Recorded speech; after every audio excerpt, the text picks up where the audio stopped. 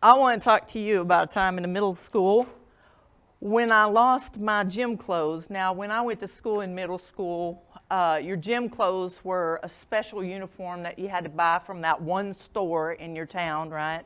Blue shorts, white shirt. And one day, I had misplaced mine. I couldn't find it, and I knew, do not go in that gym with that coach in my street clothes. So I talked a friend of mine into loaning me her gym clothes. Well, then I lost her gym clothes too. And when I got home, I thought to myself, this isn't going to be good, right? And it wasn't. My mom punished me in many of the same ways that most of us were punished back then, all under the name of teaching me responsibility to take care of the things that had been provided for me. And that's not what that taught me, okay? What that taught me is if you mess up, do not come home and tell Mom, because that will be very painful. It taught me you need to hide anytime you fail. And I grew up, I had kids of my own, and I took that same paradigm into parenting with me.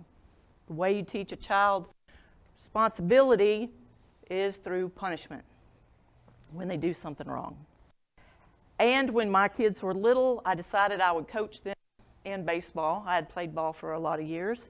And a privilege, since Title IX came in, I actually got to play baseball with the boys. And when I would have my players around me, I'd say, man, when you go into that batter's box, knees to chest, what you're swinging at, okay? Make me proud, get out there, have fun, get a hit, right? And, you know, none of them walked into that batter's box wanting to strike out.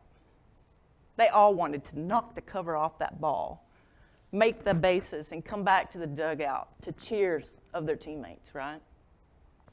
But I would see them stand in that box and get paralyzed by the pitch, or just swing at something way over their head.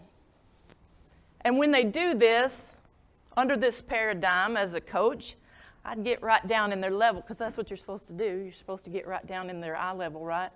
And I would say, why in the world would you swing at that? That wasn't good pitch at all. Go sit down, right? And because this is what I thought you were supposed to do to make kids do the right thing.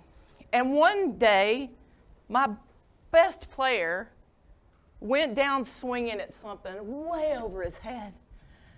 And he comes trotting back to the dugout like what nothing but a thing. And I thought to myself, oh no, we are not going to be happy with failure.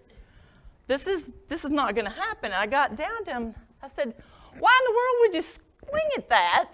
And he goes, looked good to me. And just walked right by me. Didn't even stop for my chastisement at all. And I sat there, and in that moment, I realized, you know what? I hadn't given that kid enough balls to swing at. He didn't know how to tell the difference between a good pitch and a bad pitch. And this started to work on me. It worked on me in my coaching. It started to work on me in my parenting. Soon after that, I became an ADHD coach. And when people would bring me their child, they would tell me, oh my gosh, here is all the stuff that's going wrong. They don't care. There's no reward. There's no punishment that can change their behavior. I don't say to them, why are you doing it that way? Because I already know. They're raised just like me under these traditional methods, right? I ask myself, do they know there's a different way? Do they know that there is a way to teach their child life skills and motivate them to better performance in a way that helps them strengthen that bond with their child and helps build that child's confidence within themselves? It's time for them to live chaos-free. That's why I want them to come talk with me.